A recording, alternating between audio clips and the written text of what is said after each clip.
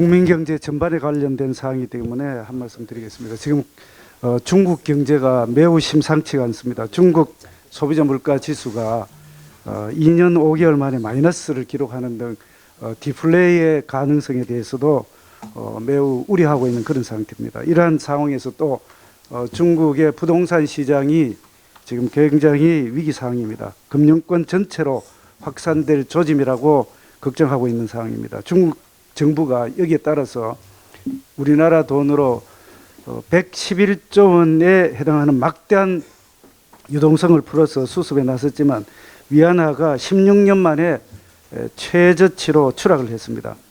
중국 의존도가 심한 한국의 충격파 굉장히 걱정이 되는 상황입니다. 어제 원달러 환율이 장중 연 고점 1343원을 돌파해서 한 달 새에 원화 가치가 80원 가까이 급락을 했습니다. 원화와 동조 현상이 강한 위안화의 약세는 외국인 투자자 이탈 가능성 그리고 금융시장 불안 요인으로 지적이 되고 있습니다. 실제로 금년도 상반기 원화의 실질 실효 환율 하락률이 3.4%로 BIS 국제결제은행 분석 대상 26개 국가 중에서 세 번째로 하락폭이 컸습니다. 중국 경제 위기가 단시간에 해소되기는 어려울 것이라고 지금 전문가들이 보고 있는 상황이고 또한 갑작스런 위기 가능성도 배제할 수 없다고 보고 있습니다.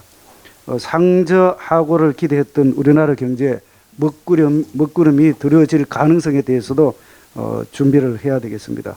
중국 경제 부진이 심화되면은 금년도 우리나라 경제 성장률이 1% 이하로 떨어질 수 있다는 그런 경고도 나오고 있는 상황입니다.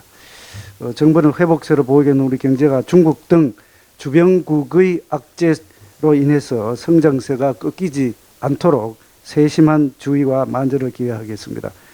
특히 중국 금융 리스크가 국내 금융시장에 전이되지 않도록 상황을 예의주시하면서 대처해 주시기를 바랍니다.